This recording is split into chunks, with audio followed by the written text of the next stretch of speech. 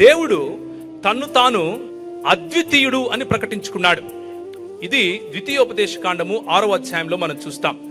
Shama Israel Yahweh ఎలోహిను Yahweh ఎహాద్ అన్నటువంటి వచనాన్ని మనం చూస్తాం హెబ్రూ భాషలో. దీని అర్థం ఏంటి అని అంటే, ఇశ్రాయేలు వినుము, నీ దేవుడైన యెహోవా అద్వితీయుడగు యెహోవా అని ఉంటుంది. అద్వితీయుడు అన్నటువంటి మాటకు అక్కడ వాడిన పదము ఎహాద్ అన్న పదము. బైబిల్ గ్రంథంలో ఉన్నటువంటి ఎహాద్ అన్నటువంటి పదము కేవలము అందరిలో ఒకడు కొందరిలో ఒకడు కాదు. ఆయన ఒక దేవుడు, కానీ ఆయనను పోలిన వారు ఇంకొకరు లేరు అని చెప్పే విధంగా, బహుళత్వాన్ని చాటే విధంగా, ఆయన సంఖ్యాపరమైన ఒకటి కాదు, ఆయన బహుళత్వము కలిగినటువంటి అద్వితీయ సత్య దేవుడు అని చెప్పే విధంగా దేవుని వాక్యము ఆ మాటను చెప్పింది. అయితే ఇప్పుడున్నటువంటి సమస్య ఏమిటి అనంటే, కొందరు బహుళత్వం ఉన్నటువంటి దేవుడు అనంటే నా ఉద్దేశం ఏమిటి అనంటే, తండ్రి కుమార పరిశుద్ధాత్మలుగా ఆయన తను తాను బయలుపరుచుకున్నాడు అన్నది. కొందరు ముగ్గురు దేవుళ్ళు ఉన్నారు అని అంటున్నారు. ముగ్గురు దేవుళ్ళ సిద్ధాంతం చెప్పేవాళ్ళు మన తెలుగు రాష్ట్రాల్లో కూడా తొడలు కొడుతూ మీసాలు తిప్పుతూ తిరుగుతుంటారు.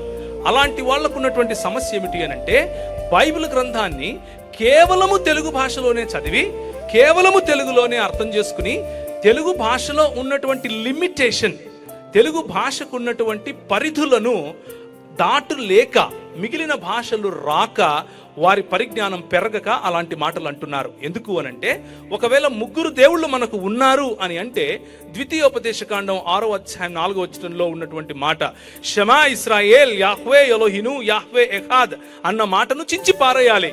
బైబిల్లో ఏదైనా చించి పారేద్దామా అని అడగండి. అదే మాటను మార్కు సువార్తలో ప్రభువును ప్రశ్నించినప్పుడు అదే మాటను ఆయన చెప్పారు. కాబట్టి ముగ్గురు దేవుళ్లను మనము ఆరాధించము. అయితే మనము ఎవరిని ఆరాధిస్తాము అనంటే, మన దేవుడు ఒక దేవుడు, కానీ ఆయన తన్ను తాను తండ్రిగాను పరిశుద్ధాత్ముడిగాను కుమారుడిగాను వ్యక్తులుగా, వినండి, ముగ్గురు దేవుళ్ళగా కాదు, ముగ్గురు వేరు వేరు వ్యక్తులుగా బయలుపరుచుకున్నాడు. ఇది దేవుని వాక్యము చెప్పే సంపూర్ణ సిద్ధాంతం. దీని గురించి మీకు ఎక్కువగా తెలుసుకోవాలి అనంటే, త్రిత్వం శిరసా నమామి అనే పుస్తకం నేను రాశాను.